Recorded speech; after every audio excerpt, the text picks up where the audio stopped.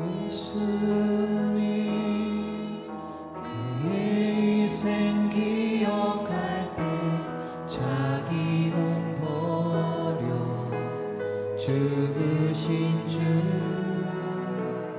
나 항상 생명 주신 그 은혜를 마음에 새겨 봅니다.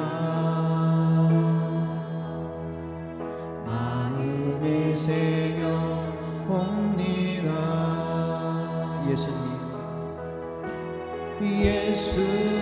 예수님 그의 희생 기억할 때 자기 몸 버려 죽으신 주 나 항상 생명 주신 그 은혜를 마음에 새겨 봅니다. 마음에 새겨 봅니다. 이제는 저 높은 곳에 앉으신 이제는 저 높은 곳에 앉으신 하늘과 땅의 왕 되신 주 나 이제 놀라운 구원의 은혜 높여 찬양하리라. 높여 찬양하리라. 한 번 더. 이제는 저 높은 곳에 앉으신 이제는 저 높은 곳에 앉으신 하늘과 땅의 왕 되신 주 나 이제 놀라운 구원의 은혜 높여 찬양하리라.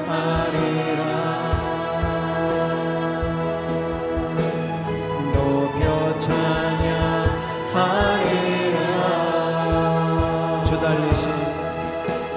주 달리신 십자가를 내가 볼 때 주님의 잠이 내 마음을 겸손케 해 주께 감사하며 내 생명 주께 드리네. 주 달리신 십자가를 내가 볼 때 달리신 십자가를 내가 볼 때 주님의 자비 내 마음을 겸손케 해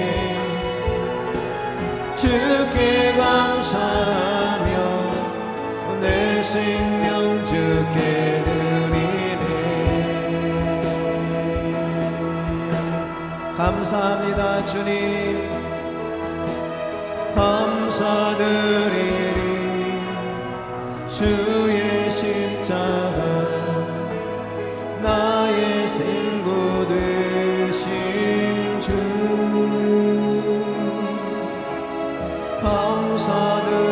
감사드리네. 주의 십자가 나의 친구 되신 주 예수님 그 인생 기억 예수님 그의 희생 기억할 때 자기 몸 버려 죽으신 주 나 항상 생명 주신 그 은혜를 마음에 새겨 봅니다.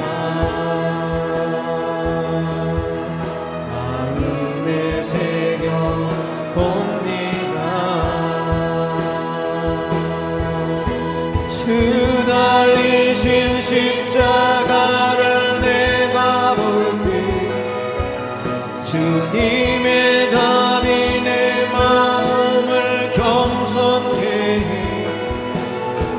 주께 감사하며 내 생명 주께 드리리.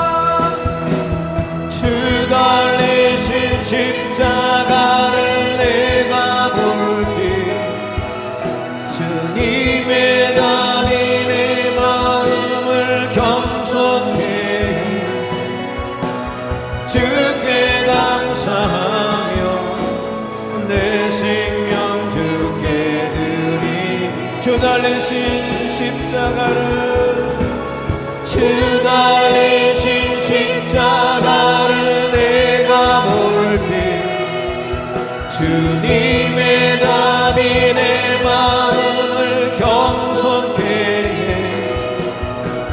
주께 감사하며 내 생명 주께 드리네. 감사합니다 하나님.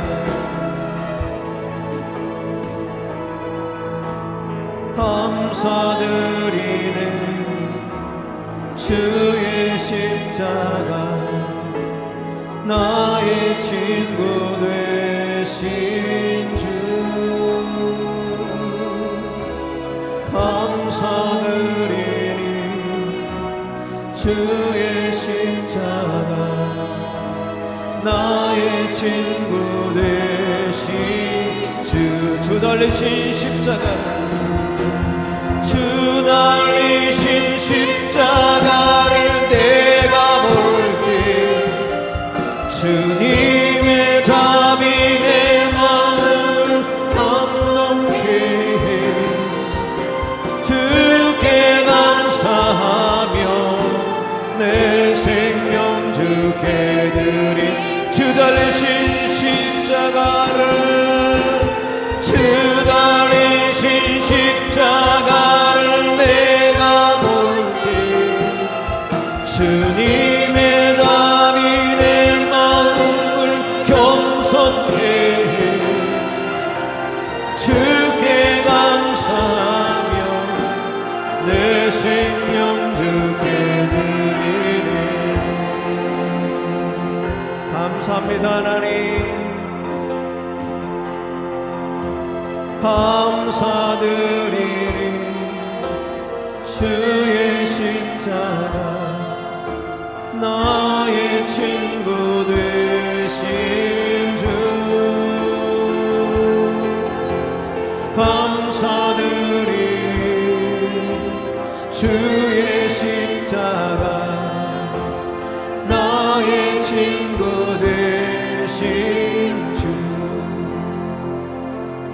이 땅에 오직 주밖에 없네. 그 무엇도 나를 채울 수 없네. 주님의 평안 내 안에 있네. 그 무엇도 내앗을 수 이 땅에 오직 이 땅에 오직 주밖에 없네. 그 무엇도 나를 채울 수 없네. 주님의 평안 내 안에 있네. 그 누구도 빼앗을 수 없네. 세상은 변해가고 소망은 힘을 잃어도 변함없이 붙드시는 그 구원의 손길 폭풍이 몰려와도 두려움 물러가네. 우릴 위해 서우시는 그 손을 의지해 이 땅에 오직 주밖에 없네. 그 무엇도 나를 채울 수 없네. 주님의 평안 내 안에 있네. 그 누구도 빼앗을 수 없네. 이 세상 어디에서 평안을 찾을 수 있나. 지금까지 내어주신 그 깊은 사랑을 우리가 바래왔고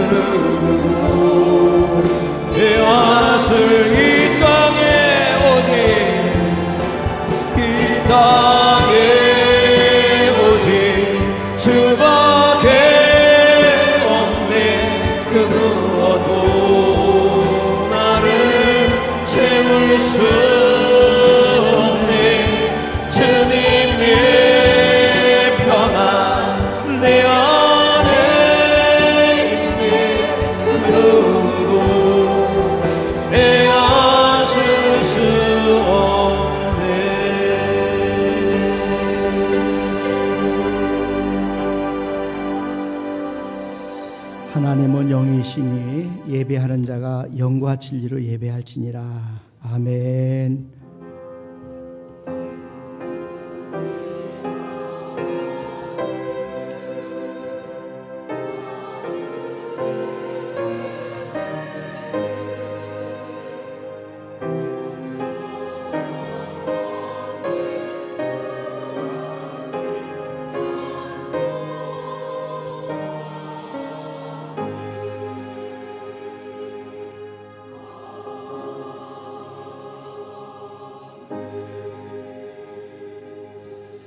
복 있는 사람은 악인들의 꾀를 따르지 아니하며 죄인들의 길에 서지 아니하며 오만한 자들의 자리에 앉지 아니하고 오직 여호와의 율법을 즐거워하여 그의 율법을 주야로 묵상하는도다. 하나님 아버지 감사합니다. 주님께서 이 땅에 오셔서 고난당하시고 십자가에 죽으심으로 또 우리의 모든 죄를 용서해 주시고 또 우리로 하여금 하나님의 자녀로 삼아주시고 또 우리의 모든 아버지 생명들에게 영생을 주셔서 참으로 하나님 앞에 영광을 돌리는 귀한 삶을 살게 하신 하나님 부활주의를 저들이 기념하면서 오늘 종료주의를 시작합니다. 주님, 이 시간에 저들이 드린 예배를 받아 주시옵소서. 감사하고 예수님의 이름으로 기원하옵나이다. 아멘. 우리 다 같이 일어나셔서 1장 찬송 드립니다.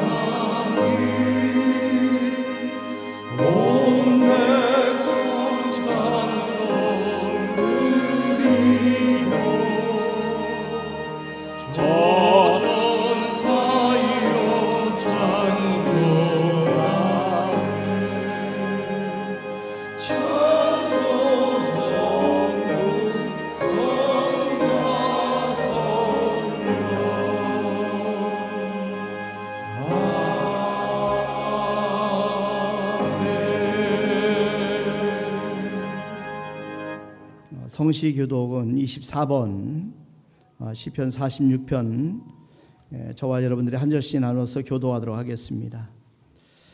하나님은 우리의 피난처시요 힘이시니 그러므로 땅이 변하든지 산이 흔들려 바다 가운데 빠지든지 바닷물이 솟아나고 뛰놀든지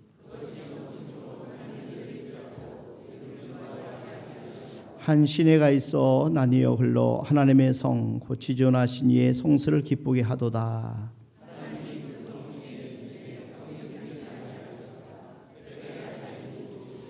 그가 땅끝까지 전쟁을 쉬게 하시며 이르시기를 너희는 가만히 있어 내가 하나님됨을 알지어다.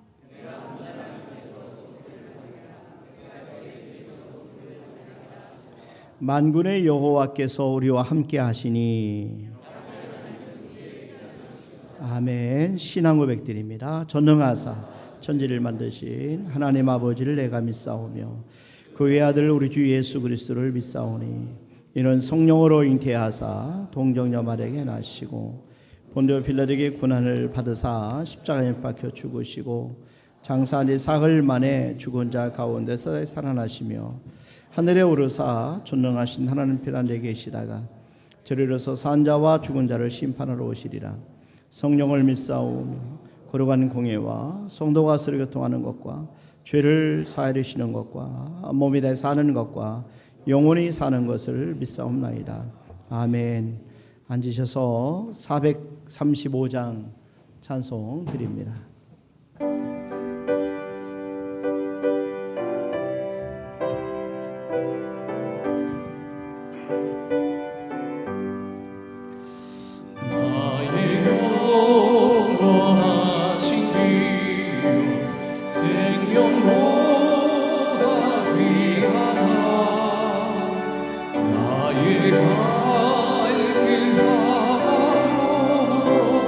나와도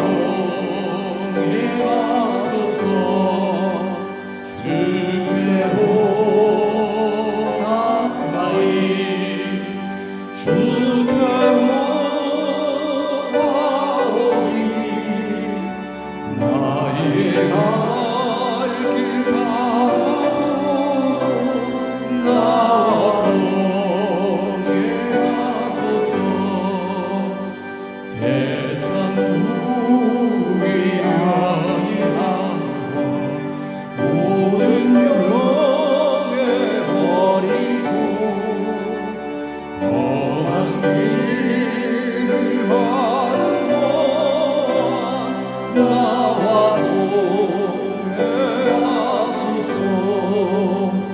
주께로 가까이 주께로 나의 갈 길 가도 나와 동행하소서. 어딘 골짜 지나가요 험한 바다 건너서 전군 군대 이루고 나와 동행하소서.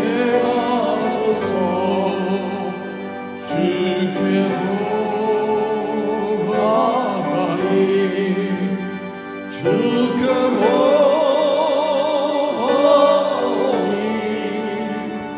나의 갈 길 가도 나와 동행하소서.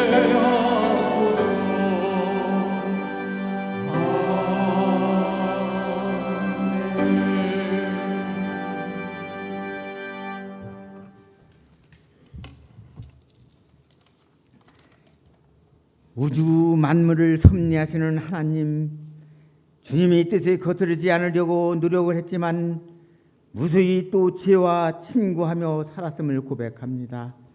한낱 미세한 먼지 같은 죄도 이기지 못하는 약한 믿음을 가진 저희들 넓으신 주님의 사랑을 베풀어 주시고 긍휼을 베풀어 주신 용서의 은총을 경험하게 하옵소서. 우리 모두 무거운 짐과 육체의 연약함, 구주적 질병과 고통을 이 시간 주님 앞에 모두 내려놓기를 원합니다. 이 시간에도 상한 심령 주 앞에 내려놓은 성도들을 불쌍히 여기시어 하느님의 사랑으로 위로하시고 믿음으로 현실을 극복하며 소망 중에 인내를 주님이 사모하는 영원한 생명을 얻는 기쁨을 살아가게 하옵소서. 주님이 능력을 세우신 교회 사랑하여 주시고 각 부서와 기관이 하나가 되어 주님의 역사하는 일에 이루게 하옵소서. 주님께서 우리들을 대신하여 가진 고난 속에 살이 찢어지는 고통을 이겨내시고 부활의 기쁨을 온 천하에 밝히시는 예수님이 참으로 감사를 드립니다. 한 주간만이라도 그 고난을 함께 나누고자 허락하여 주시고 동참하게 하시어 주시고 조건 없이 우리를 위하여 십자가에 못 박혀 죽으신 예수님의 부활의 생명이 주님께서 잘 아셔서 역사하시고 증인이 되게 하여 주시기를 구원의 확신을 믿으며 확신이 만백성이 마음의 문을 열지 역사가 일어나게 하옵소서. 그리하여 부활의 기쁨을 나누고자 합니다. 이 시간 세우신 사자 목사님, 말씀의 성령으로 기름 부으셔서 주님의 능력과 권능의 역사가 크게 나타나게 하여 주시옵소서.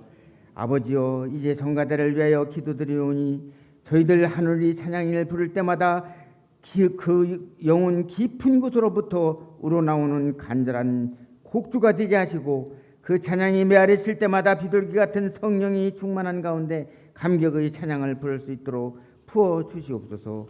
예수님의 이름으로 기도드렸습니다. 아멘.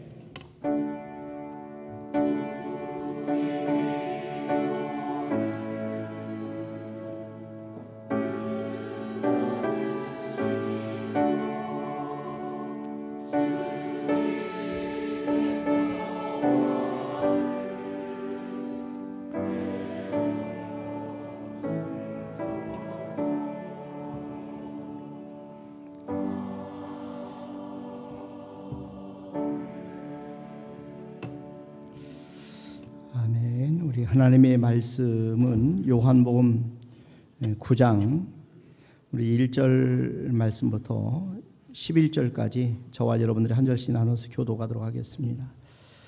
예수께서 길을 가실 때에 날때부터 맹인된 사람을 보신지라.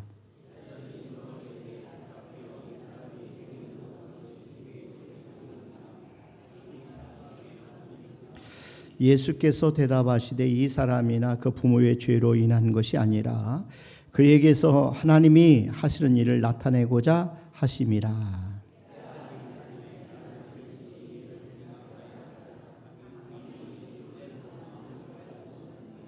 내가 세상에 있는 동안에는 세상의 빛이로라.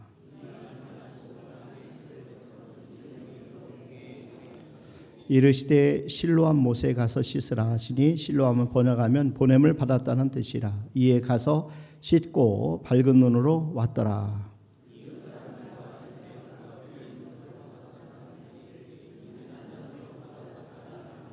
어떤 사람은 그 사람이라 하며 어떤 사람은 아니라 그와 비슷하다 하거늘 자기 말은 내가 그라 하니 합독하십니다. 대답하되 예수라는 것은 진흙을 이겨 내 눈에 바르고 나더러 실로암에 가서 씻으라. 가서 씻었더니 보게 되었느니라. 아멘. 성가대 찬양을 한번 병 올려드리겠습니다.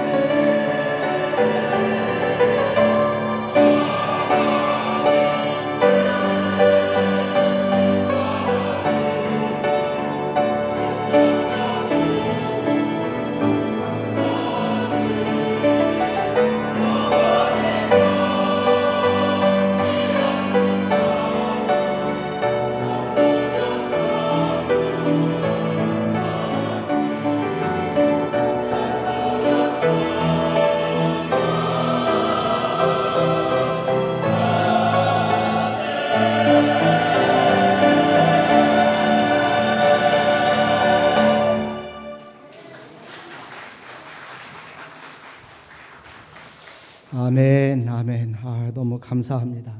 오늘 우리 예수님께서 지금 고난주간 시작을 알리는 중요한 절기 종료주일을 맞이해서 예루살렘에 입성하신 날을 기념하는 그런 귀한 날입니다.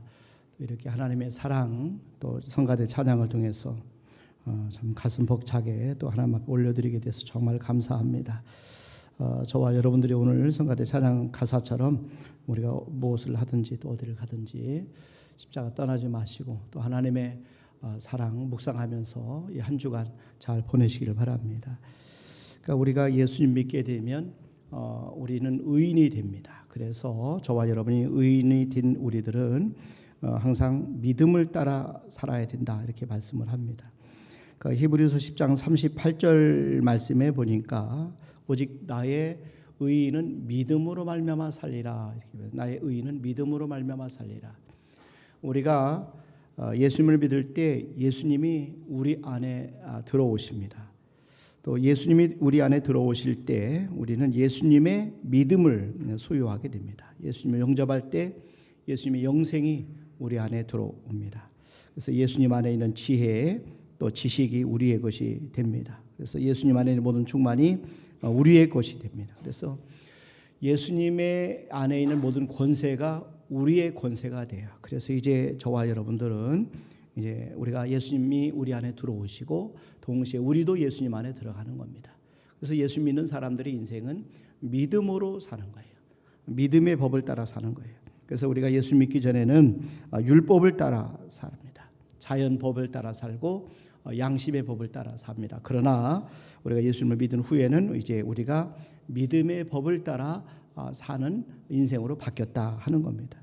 로마서 3장 27절을 말씀해 보면은 여기 보니까 그런즉 자랑할 때가 어디냐 있을 수가 없느니라. 무슨 법으로냐 행위로냐 아니라 오직 믿음의 법으로니라 그랬어요. 그래서 우리는 믿음으로 사는 사람들이에요.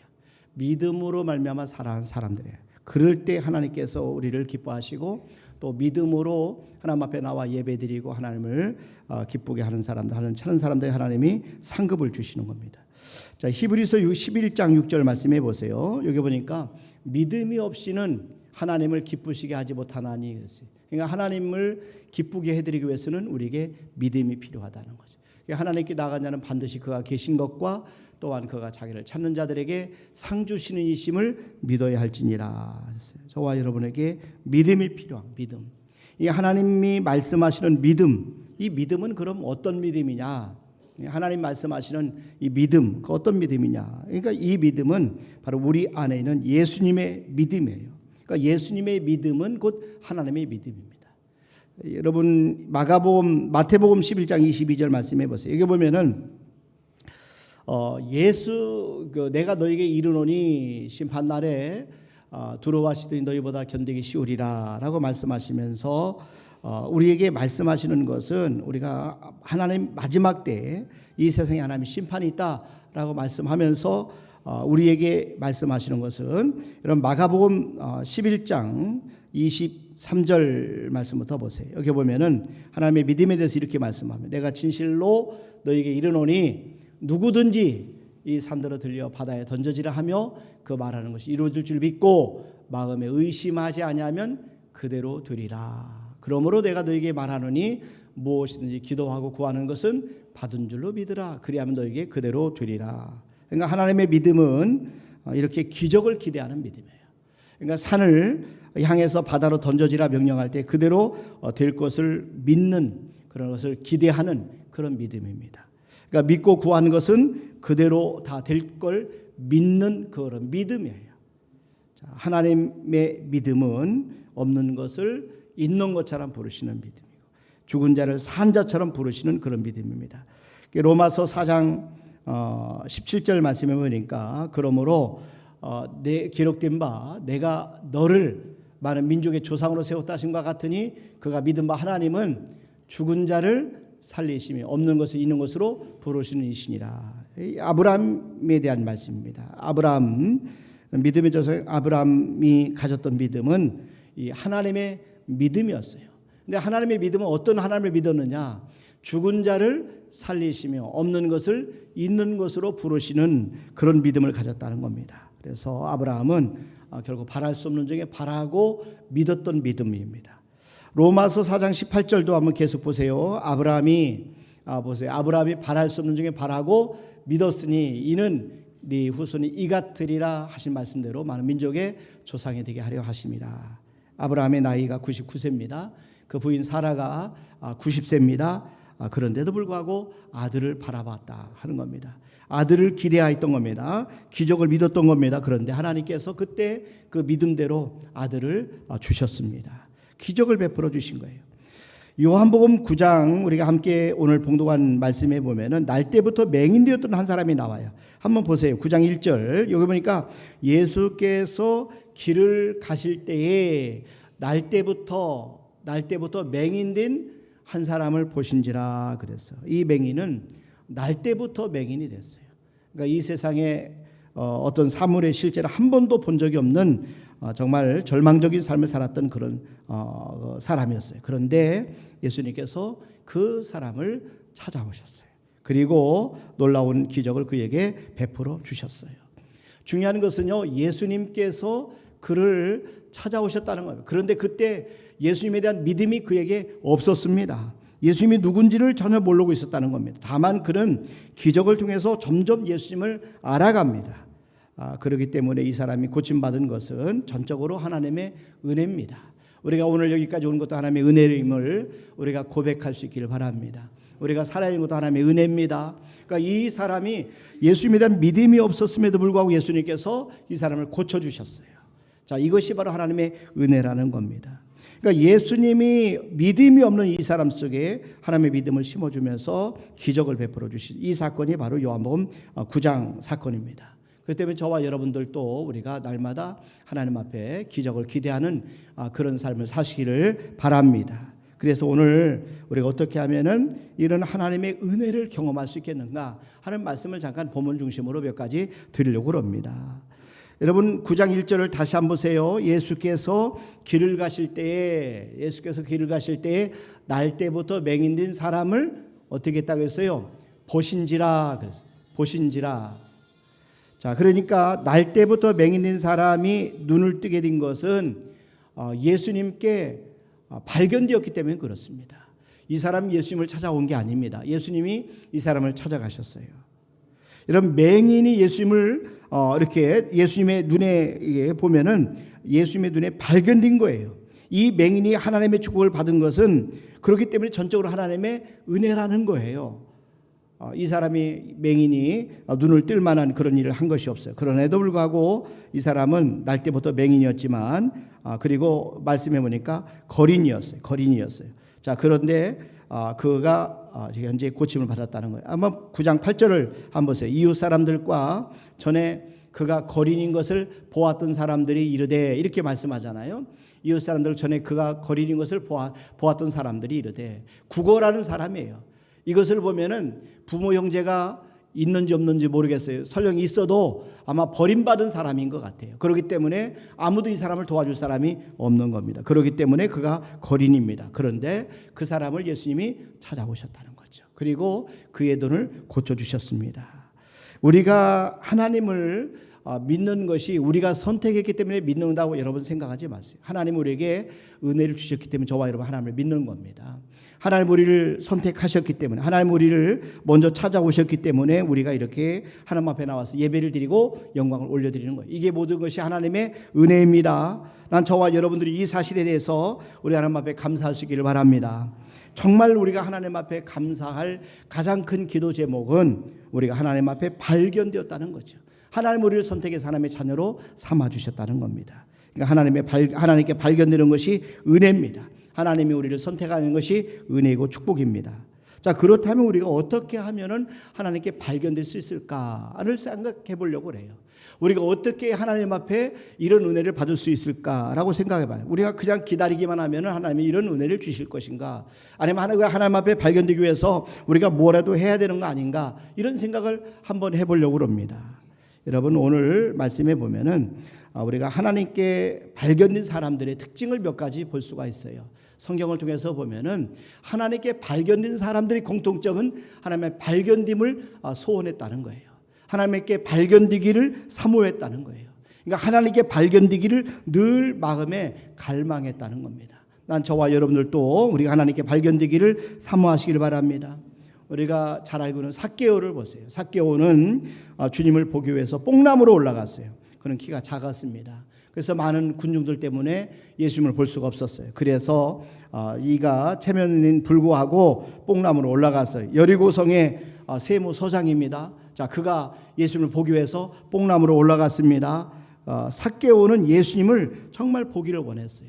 예수님을 정말 갈망했어요. 예수님을 꼭 만나기를 소원했습니다. 그래서 예수님이 지나가실 만한 곳을 찾아가서 예수님의 눈에 띄울 수 있도록, 예수님 볼 수 있도록 이렇게 뽕나무로 올라갔던 겁니다. 주님은 삭개오를 보시고 말씀하십니다. 한번 보세요. 누가복음 19장 5절 말씀이니까 예수께서 그곳에 이르사 쳐다보시고 이르시되, 예수님이 뽕나무로 올라갔던 삭개오를 뭐했어요? 쳐다보시고, 그러면서 뭐라고 합니까? 삭개오야 속히 내려오라, 내가 오늘 네 집에 유하여 하겠다 하시니. 예수님이 삭개오를 쳐다보셨어요. 이것은 삭개오가 예수님께 발견되기 위해서 뽕나무에 올라갔던 그런 사모함이 있었기 때문에 그렇습니다. 자, 또 한 가지는 삶의 현장에서 최선을 다하라는 거예요. 여러분, 하나님은 전능하셔요. 하나님은 전지하십니다. 하나님은 어디에나 계셔요. 여러분, 그런 까닭에 하나님은 우리들이 처한 곳에서 최선을 다하는 그런 삶을 살펴보신다는 것입니다. 여러분, 대표적인 사람이 다윗입니다. 다윗은 양을 치는 목동이었어요. 하나님은 다윗이 아비 양 치는 것을 눈여겨보셨어요. 맡겨진 양, 또 남의 양, 작은 양 한 마리에 목숨을 거는 다윗을 보셨어요. 작은 일에 충성하고, 맡겨진 일에 충성하고, 목숨을 걸 충성하고, 끝까지 충성하는 모습을 보셨어요. 그리고 그를 선택해서 이스라엘에 하나님께서 왕으로 세우셨습니다. 한번 보세요. 시편 78편 70절부터 보면은 또 그의 종 다윗을 택하시되, 하나님이 다윗을 택하셨어요. 자, 어디에서 택했어요? 양의 우리에서 취하시며 저 양을 지키는 중에서 그들을 이끌어내사 그의 백성인 야곱, 그의 소유인 이스라엘을 기르게 하셨더니, 이에 그가 그들을 자기 마음의 완전함으로 기르고 그의 손에 능숙함으로 그들을 지도하였도다. 여러분, 수많은 사람들 가운데 갈릴리 해변에서 고기를 잡던 베드로와 안드레, 또 요한, 야고보, 이분들이 주님의 눈에 발견됩니다. 이유가 뭐냐면 그들은 삶의 현장에서 최선을 다했기 때문에 그렇습니다. 다른 사람들이 보는 가운데서도 그가 쉬지 않고 그물을 던졌기 때문에 주님께서 그들을 제자로 삼으신 거예요. 자, 마태복음 4장 18절 19절에 보세요. 갈릴리 해변에 다니시다가 두 형제 곧 베드로라 하는 시몬과 그 형제 안드레가 바다에 금을 던지는 것을 보시니, 삶의 현장에서 최선을 다하는 모습을 보신 거예요. 그들은 어부라. 19절 말씀이니까 말씀하시되 나를 따라오라, 내가 너희를 사람을 낚는 어부가 되게 하리라 하시니. 자, 또 한 가지는 여러분, 은밀한 중에 헌신하시라는 거예요. 은밀한 중에 헌신하는 거예요. 우리가 하나님이 눈여겨보시는 사람들은 우리가 삶의 현장에서 우리가 보는 대로 최선을 다하는 모습도 중요합니다. 또 한편으로는 사람들이 보지 않는 곳에 은밀한 중에 하나님 앞에 헌신하는 것도 중요하다는 것입니다. 하나님께서는 은밀한 중에 구제하고, 은밀한 중에 골방에서 기도하고, 은밀한 중에 금식하는 것을 기뻐하세요. 자, 그래서 우리가 하나님 앞에 필요하다면은 앞에서 우리가 충성스럽게 일을 해야 됩니다. 봉사하고 또 헌신하고 우리가 최선을 다하는 것이 중요합니다. 그러나 또 하나님께서는 은밀한 중에 우리가 하기를 원하신다는 거죠. 은밀한 중에 헌신하기를 원하시고, 은밀한 중에 봉사하기를 원하시고, 그래서 우리는 항상 균형을 잘 갖춰야 돼요. 가장 중요한 것은 우리가 하나님의 눈길에 우리가 주목되도록, 하나님의 눈길에 우리가 늘 항상 생각하면서 의식하면서 우리에게 맡겨진 일, 우리가 최선을 다하는 게 중요하다는 것입니다. 하나님이 은밀한 가운데서 헌신하는 모든 것들을 다 알고 계세요. 그리고 보고 계시며, 그리고 하나님께서 불꽃 같은 눈으로 감찰하고 계셔요. 그럼 마태복음 6장 4절 말씀해 보니까 네 구제함을 어떻게 하라고요? 은밀하게 하라 그랬어요. 네 구제함을 은밀하게 하라. 은밀한 중에 보시는 너희 아버지께서 갚으시리라 그랬어요. 기도할 때도 맞아요. 너희가 기도할 때 은밀한 중에 네 골방에다 의문을 닫고 은밀한 중에 계신 너희 아버지께 기도하라. 그리하면 은밀한 중에 모신 너희 아버지께서 갚으시리라. 항상 하나님께서는 우리에게 우리가 하나님 보실 때에 어떤 것을 하든 간에 다 살펴보시고 아신다는 겁니다. 그것을 하나님 때가 되면 갚아주신다는 겁니다. 그래서 마태복음 6장 6절 말씀하고 19절 말씀에 거듭 강조하는 것은 은밀한 중에 보시는 너희 아버지께서 갚으시리라 그래서 은밀한 중에 보시는 너희 아버지께서 갚으시리라. 하나님은 우리의 모든 것을 다 보고 계십니다. 그러니까 하나님께 발견되는 것이 우리의 최고의 축복입니다. 그러니까 바울의 소원 중에 하나는 예수님 안에서 발견되는 것이었어요. 그래서 빌립보서 3장 9절에 보니까 그 안에서 발견되려 함이니 그랬어요. 그 안에서 발견되려 함이니 내가 가진 의는 율법에서라는 것이 아니요 오직 그리스도를 믿음으로 말미암은 것이고 믿음으로 하나님께로부터 난 의라 그랬어요. 난 저와 여러분들이 우리가 하나님께 발견되기를 소원하시길 바랍니다. 여러분 하나님께 발견되기를 갈망하시길 바랍니다. 하나님께 발견되기를 사모하시길 바랍니다. 여러분 그리고 우리가 우리 주변에 이제 여러분 내일 다음 주가 부활주일 감사주일이에요. 그래서 부활주일이면 우리 하나님 앞에 우리가 감사 예물 드리고 또 우리가 정성껏 예물을 드리면서 감사한 마음을 표현하는데 여러분 예물 드리는 것도 중요하지만 더 중요한 것은 잃어버린 영혼들, 우리 하나님이 사랑하는 우리 가족들, 이웃들 가운데 정말 예수님께 이게 발견되기를 원하는 사람들, 우리 주변에 있는 사람들 이 하나님께 발견될 수 있도록 그 사람들을 데리고 오셔야 돼요. 함께 와서 예배를 드릴 수 있기를 바랍니다. 우리 주변에는 날 때부터 맹 있는 사람이 많아요. 그렇기 때문에 그들은 예수님을 모릅니다. 하나님을 모릅니다. 그래서 저와 여러분들은 예수님은 자신을 알아보지 못하는 사람들을 우리를 통해서 하나님 앞에 인도되기를 원하는 거예요. 그래서 예수님께서 바리새인들에게 이런 질문 앞에 이렇게 대답을 합니다. 여러분 요한복음 9장 40절 41절에 보니까 바리새인 중에 예수와 함께 있던 자들이 이 말씀을 듣고 이르되 우리도 맹인인가? 예수께서 이르시되 너희가 맹인이 되었더라면 죄가 없으려니와 본다고 하니 너희 죄가 그대로 있느니라. 이게 예수님은 자신을 알지 못하는 바리새인들에게 이런 말씀을 하신 거예요. 진짜 맹인은요 누구예요? 예수님을 모르는 사람들입니다. 주님을 보지 못하는 사람이 진짜 맹인입니다. 그렇기 때문에 우리가 부활절을 맞아서 하나님 앞에 할 수 있는 최고의 헌신은 우리 사랑하는 가족들을 함께 모시고 와서 예배를 드리는 거예요. 그리고 우리 이웃들을 초청해서 함께 예배를 드리는 거예요. 그들이 주님이 그들을 보실 수 있도록 그들을 데려와서 교회에서 함께 예배를 드리면 나머지 하나님께서 그들을 고쳐주시고 치료해 주시고 그들을 구원해 주실 줄로 꼭 믿으시길 바랍니다. 그래서 우리가 말씀드리는 것은 하나님께 발견되는 것이 은혜다 하는 것입니다. 또 한 가지는 이 고난을 통해서 하나님이 기적을 창조하신다는 거예요. 지난주도 말씀드렸지만 다시 한 말씀드립니다. 고난은 여러분 저주가 아니에요.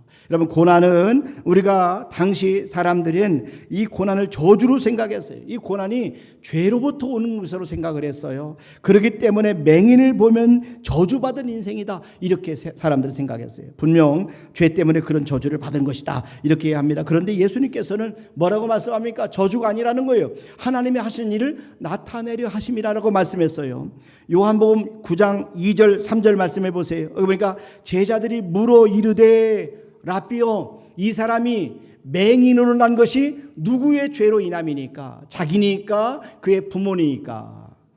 그런데 3절에 보니까 예수께서 대답하시되 이 사람이나 그 부모의 죄로 인한 것이 아니라 그에게서 하나님이 하시는 일을 나타내고자 하심이라. 이렇게 예수님을 만나게 되면 고난의 의미를 다르게 해석을 할 수가 있습니다. 고난은 저주가 아니에요. 고난은 죄 때문에 오는 것이 아닙니다. 예수님은 고난의 이유를 고난당하는 것은 당사자의 죄 때문이 아니고 부모의 죄 때문이 아니라 하나님이 하시는 일을 나타내기 위해서 하나님이 허락하셨기 때문에 고난이 온 것이다 이렇게 말씀하는 거죠. 하나님이 고난을 통해서 일하고 계시다는 겁니다. 고난을 통해서 하나님 영광을 받으신다는 겁니다. 난 저와 여러분이 고난 고통스러울 때 힘들고 어렵지만 그러나 주님 안에서 바르게 해석할 수 있기를 주님의 이름으로 축원합니다. 또 한 가지는 여러분 우리가 중요한 것은 이 고난을 예수님은 극복할 수 있는 능력을 주신다는 거예요. 우리가 우리의 힘으로 고난을 다 감당할 수가 없어요. 예수님이 친히 고난을 당하셨기 때문에 고난당한 자의 마음을 아셔요. 그 아픔을 아십니다. 때문에 고난당한 자에게 성령님을 보내셔서 고난을 능히 감당할 수 있는 능력을 주신다니까요. 여러분, 그래서 저와 여러분들이 우리가 힘들고 어려울 때 절망하고 좌절할 게 아니라 예수님 앞에 나오셔야 되는 거죠. 예수님을 의지해서 우리가 예수님을 더 고난에 감당할 수 있는 능력을 받아야 됩니다. 고난을 극복할 수 있는 능력 한 가지가 뭐냐면은 믿음의 능력입니다. 그러니까 믿음이 있는 사람은 고난을 이겨요. 하나님을 신뢰하는 믿음은 강력한 능력이 있습니다. 요한일서 5장 4절 말씀해 보니까 하나님께로부터 난 자마다 세상을 어떻게 한다 했어요? 이기느니라 그랬어요. 하나님께로부터 난 자마다 세상을 이기느니라. 세상을 이기는 승리는 이것이니 우리의 믿음이니라. 우리의 믿음으로 우리가 세상을 이길 수 있다는 겁니다. 또 한 가지는 말씀의 능력입니다. 고난을 극복할 수 있는 능력은 말씀의 능력이에요. 지금 맹인에게 임한 것은 말씀의 능력입니다. 예수님의 말씀이 바로 그 맹인에게 임했어요. 이 말씀은 고난을 이길 수 있는 능력입니다.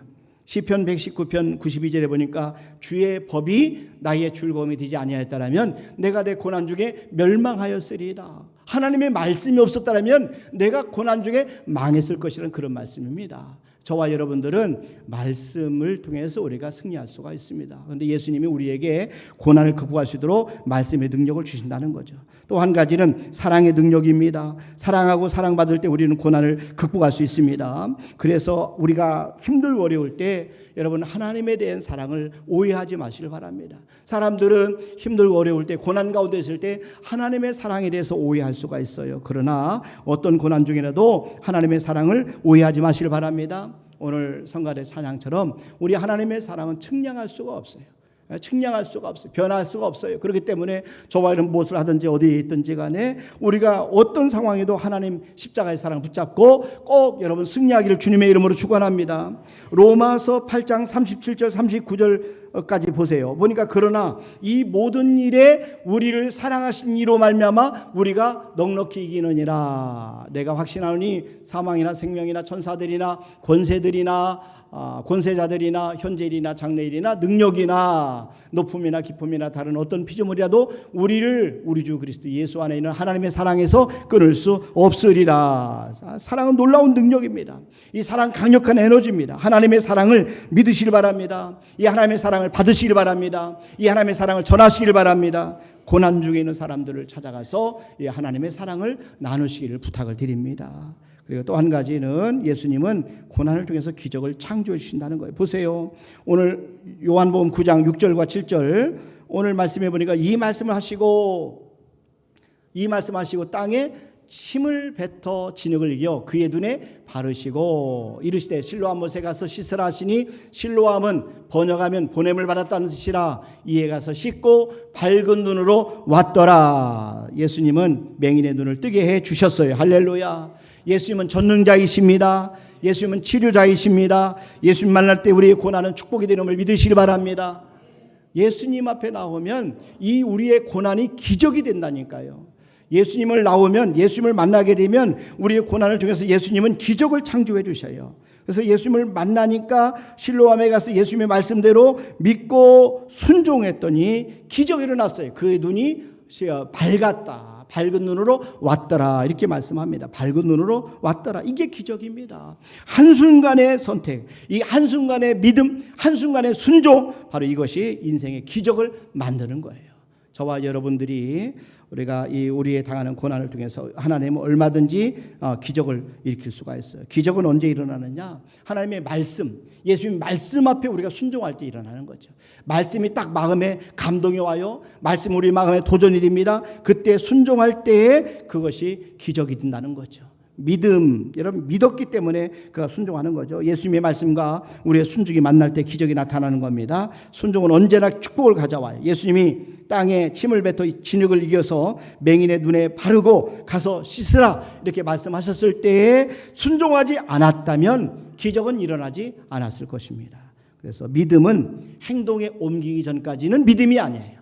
저와 여러분이 순종할 때, 우리가 믿고 순종하여 행동할 때 우리에는 놀라운 능력과 기적이 나타나는 것을 꼭 여러분 믿으시길 바랍니다. 그래서 말씀에 전적으로 순종하시길 바랍니다. 이해가 되지 않더라도, 하나님의 말씀이 이해가 되지 않더라도 순종하시길 바랍니다. 침으로 진흙을 이겨 눈에 바르고 실로암 연못가에 가서 씻으라 하는 말씀이 이해가 됩니까? 그러나 이해가 되지 않을지라도 순종했더니 그의 눈이 밝아졌어요. 여러분, 예수님의 말씀을 믿고 순종했어요. 그 결과 이 맹인은 놀라운 기적을 경험하게 되는 것을 볼 수가 있습니다. 예수님은 이 고난의 이유를 하나님의 일을 나타내시기 위해서 이 고난을 허락하셨다, 이렇게 맹인에게 말씀하셔요. 하나님이 맹인을 보내셨다는 뜻이에요. 그래서 우리가 여러분 요한복음 8장과 9장 말씀에서 강조하는 단어 가운데 하나가 뭐냐면 보냄이라는 단어. 보냄, 하나님께서 보내셨다는 겁니다. 예수님은 요한복음 8장에서 자신을 세상의 빛이라 이렇게 말씀하셔요. 그리고 예수님이 이 땅에 오신 이유는 자기를 따르는 자들에게 생명의 빛을 주시기 위함이다 말씀하세요. 여러분, 요한복음 8장 12절 말씀 한번 보세요. 예수께서 또 말씀하여 이르시되 나는 세상의 빛이니, 예수님은 세상의 빛이라고 말씀해요. 나를 따르는 자는 어둠에 다니지 않고 생명의 빛을 얻으리라. 예수님께서는 예수님을 따르는 사람에게 생명의 빛을 주신다 말씀. 이렇게 말씀하신 예수님이 요한복음 9장에 보면요, 맹인의 눈을 깨끗하게 씻어주시고 열어주셨어요. 그래서 소경의 어떤 맹인에게 빛을 주신 겁니다. 중요한 것은 예수님이 이 땅에 오신 것은 예수님도 보내심을 받았기 때문에 오셨다는 거죠. 오늘 말씀드린 것처럼 종려주일입니다. 예수님이 예루살렘 입성하신 날을 기념하는 절기예요. 내일부터 이제 토요일까지 고난주간, 한 주간 예수님 십자가를 지신 것을 우리가 한 주간 묵상하면서 말씀과 기도로 보내는 그런 한 주간입니다. 그리고 돌아오는 주일이 바로 부활주일, 예수님이 죽으셨다 3일 만에 부활하신 절기입니다. 여러분, 중요한 것은 예수님께서 예수님이 이 땅에 오신 것도 하나님이 보내셨기 때문이라는 거죠. 요한복음 8장 29절 말씀해 보세요. 나를 보내시니가, 그래요. 나를 보내시니가 나와 함께 하시도다. 예수님께서도 보내심을 받으셨어요. 요한복음 9장에서 예수님은 우리가 예수님을 보내신 이의 일을 해야 한다, 이렇게 말씀합니다. 여러분, 요한복음 9장 4절과 5절 오늘 본문을 다시 한번 보세요. 때가 아직 낮임에 나를 보내신 이의 일을 우리가 하여야 하리라. 나를 보내신 일을 우리가 하여야 하리라.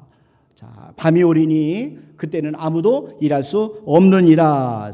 여러분, 실로암이라고 하는 뜻은요, 보냄을 받았다 하는 그런 뜻이에요. 이 보냄을 받았다. 그래서 여러분 9장 7절도 한번 보세요. 이르시되 실로암 못에 가서 씻으라 하시니, 실로암은 번역하면 보냄을 받았다는 뜻이라. 이에 가서 씻고 밝은 눈으로 왔더라. 이 맹인이 실로암 물에 가서 씻었다. 이 씻었다, 물에 씻었다, 이것은 사실은 성령의 생수를 가리키는 거죠. 성령님의 생수를 씻는 것을 의미하는 거예요. 그러니까 이 맹인이 실로암의 눈을 씻었다는 것은 이 성령님이 하시는 놀라운 역사를 보여주는 한 예입니다. 그래서 니고데모도 보면은 유대인의 관원이었는데 바리새인, 그러나 그가 영이 눈이 열리지 못해서 예수님을 알아보지 못했어요. 그래서 하나님의 나라를 볼 수 없어서 예수님은 니고데모에게 사람이 거듭나지 않으면 하나님 나라를 볼 수 없다, 들어갈 수 없다, 이렇게 말씀하십니다. 요한복음 3장 3절 말씀해 보시면 예수께서 대답하여 이르시되 진실로 진실로 너희에게 이르노니 사람이 거듭나지 아니하면 하나님 나라를 볼 수 없느니라. 그리고 예수님 물과 성령으로 나지 아니하면 하나님 나라에 들어갈 수 없다라고 말씀도 하셔요. 그러니까 물과 성령으로 거듭날 때 하나님 나라를 볼 수 있게 된다는 거죠. 영안이 열린다는 거죠. 그러니까 예수님이 이 땅에 사셨을 때 유대인들은 예수님을 알아보지 못해요. 그렇기 때문에 예수님을 십자가에 못 박은 거예요, 여러분. 그러나 맹인은 예수님을 만난 이후에 눈이 열렸어요. 처음에는 예수님을 몰랐어요. 그러나 점점 그의 눈이 열리자 예수님을 알게 되고 믿음의 신앙을 고백하게 됩니다. 여러분 보세요. 요한복음 9장 11절 말씀이니까 대답하되 예수라 하는 그 사람이, 그러잖아요. 예수라 하는 그 사람이, 자 보세요. 여기 보니까 지금 사람들이 누가 네 눈을 뜨게 했느냐라고 물었을 때 했던 대답은 사람이라고 표현합니다. 눈을 뜨게 한 이 맹인은 예수님을 그냥 그 사람 이렇게 표현해요. 그러나 나중에 영안이 점점 열려요. 예수님에 대한 고백이 달라집니다. 17절 말씀해 보세요. 이에 맹인 되었던 자에게 다시 묻되 그 사람이 네 눈을 뜨게 하였으니 너는 그를 어떠한 사람이라 하느냐? 대답하되 선지자이니라 하니. 여러분, 사도 요한이 여기 기록한 선자는 보통 선자가 아니에요. 바로 메시아를 가리키는 겁니다. 그래서 결국은 이스라엘 백성들이 모세 이후로 모세와 같은 위대한 선자가 올 것을 늘 항상 기다렸어요. 그러니까 신명기 18장 15절에 보면 네 하나님 여호와께서 너희 가운데 네 형제 중에서 너를 위하여 나와 같은 선자 하나를 일으키시리니 너희는 그의 말을 들을지니라 그랬어요. 그러니까 이 맹인의 고백, 요한의 기록, 바로 이 이스라엘이 고대했던 선자가 바로 예수님이라는 사실을 이야기를 하는 겁니다. 그 예수님이 선자가 아니라면 맹인의 눈을 뜨게 할 수 없었다 이렇게 이야기합니다. 여러분 요한복음 9장 32절 33절도 한번 보세요. 창세 이후로 맹인으로 남자의 눈을 뜨게 하였다함을 듣지 못하였으니 이 사람이 하나님께로부터 오지 않았으면 아무 일도 할 수 없으리라. 눈을 뜨게 한 맹인은 눈을 뜨게 된 맹인이 예수님이 그리스도임을 이렇게 증언하고 있어요. 지금 메시아가 아니라면 맹인의 눈을 뜨게 할 수 없다는 겁니다. 그는 지금 두려워하지 않고 있어요. 살아계신 예수를 만났기 때문에 예수님을 증언하는 것입니다. 이제 저와 여러분들도 우리가 예수님을 통해서 맹인된 이 사람들처럼 세상처럼 우리들도 예수님을 증언하는, 예수님을 전하는 한 주가 되어서 정말 다음 주에 오실 때에 이 예수님 메시아 그리스도 우리의 구원자 하나님의 아들 예수 그리스도를 전하는, 또 함께 예배하는 우리 모두가 될 수 있기를 주님의 이름으로 축원합니다. 자, 이 시간에 전대희 목사님 나오셔서 특송 올려드리도록 하겠습니다.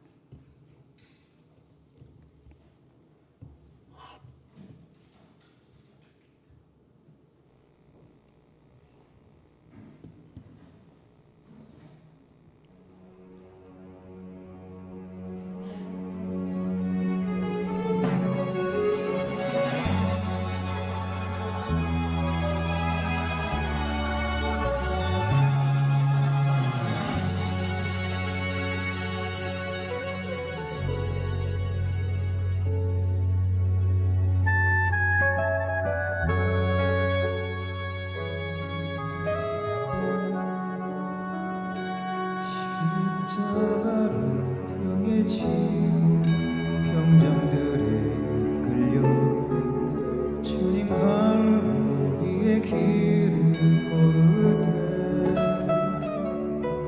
사람들은 몰려왔네. 죽음의 길 걷는 그를 보려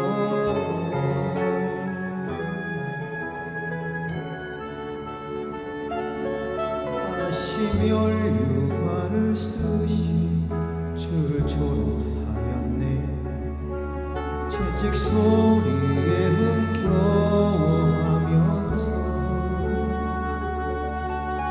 그들은 소리쳤네. 자칭 메시아를 못 받으라고. 사랑하는 제자마저 모두 떠나버리고 증오와 멸시의 비웃음 속에서 너와 나를 위한 그 애절한 사랑에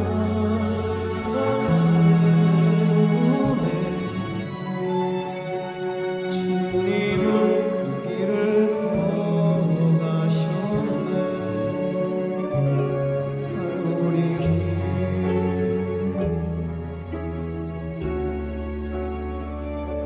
사람들은 말을 했네.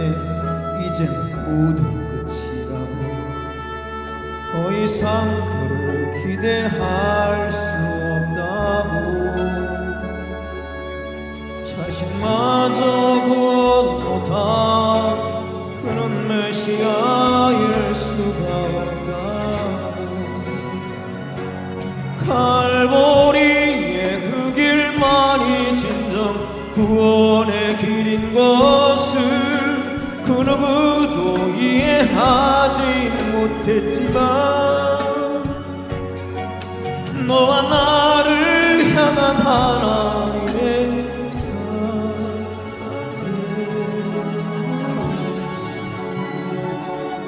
주님은 그 길을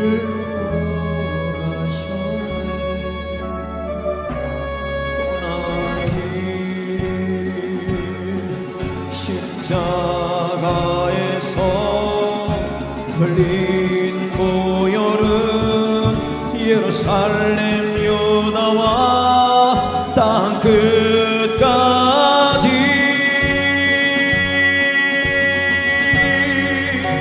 구원의 물이 되어 온 세상을 덮었네. 세상의 모든 죄를 대속했네. 모두 비웃고 조롱하며 떠났던 바로 그 길을 이제 너와 내가 가야만 하는 생명의 길.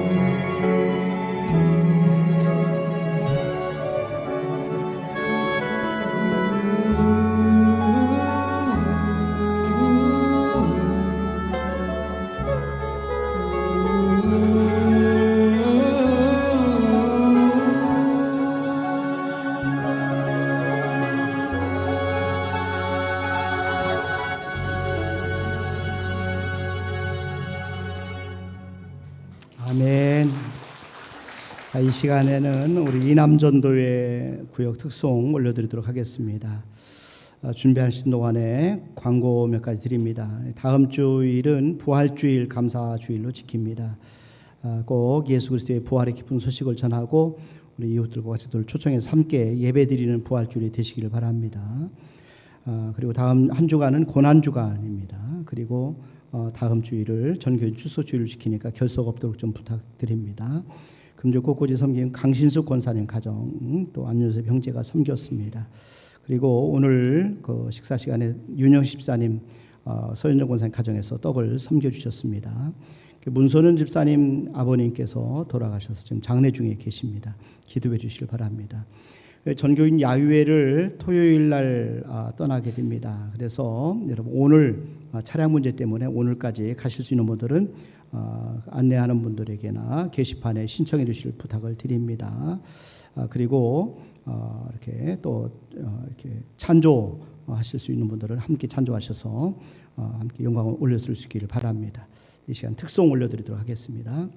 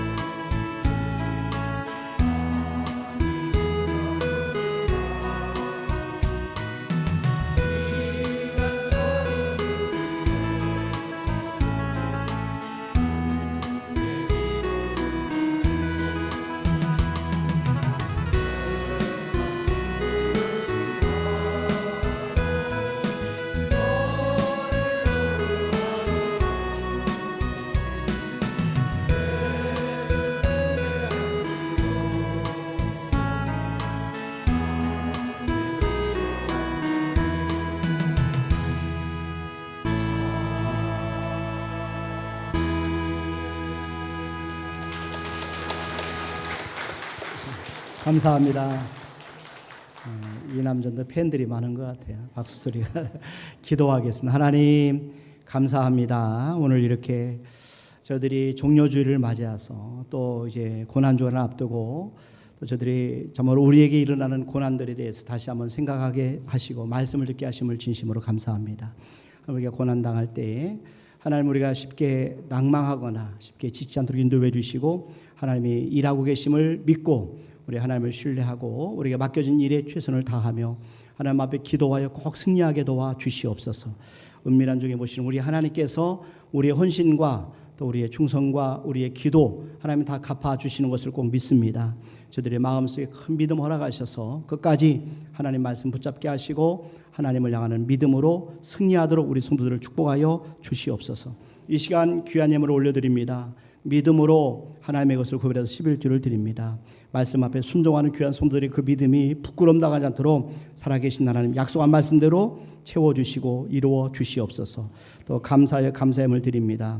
또 엘리베이터로 헌금을 하고 또 하나님 앞에 꽃꽂이 감사금을 드리고 차량 헌금을 하고 구역 헌금을 드리고 선교헌금을 드리고 건축헌금을 드립니다. 일초문제 헌금을 드립니다. 또 하나님 앞에 또 전교 야유회 때문에 찬조금도 드립니다. 하나님 이 모양 저 모양 드리는 귀한 성도들의 헌신을 우리 하나님은 다 아시고 보실 줄로 압니다. 형편들을 아시는 우리 하나님 그들의 모든 어려운 지경을 아버지께 돌이켜 주시고 기도 제물로 응답해 주시고 살아계신 하나님이 도와주시는 것을 체험하도록 놀라운 기적을 베풀어 주시옵소서. 고난이 기적을 창조하는 재료인 것을 믿고 우리가 하나님 앞에 더 고난 때문에 잘지는 놀라운 축복을 받도록 축복하여 주시옵소서. 감사하고 예수님의 이름으로 기도하옵나이다. 아멘. 이제는 우리 주 예수 그리스도의 은혜와 하나님 아버지의 무한하신 사랑하심과 성령님의 교통하심과 충만하심과 내주하심 역사하심 어린 사람 앞에 영광을 드리는 우리 모든 성도들 위해 이제로부터 영원토록 함께 하시길 간절히 축원하옵나이다. 아멘.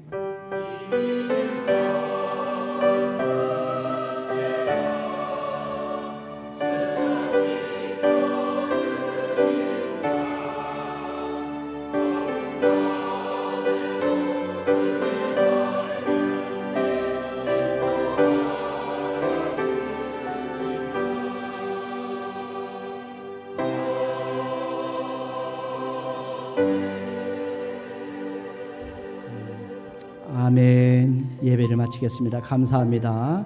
평안히 돌아가시길 바랍니다.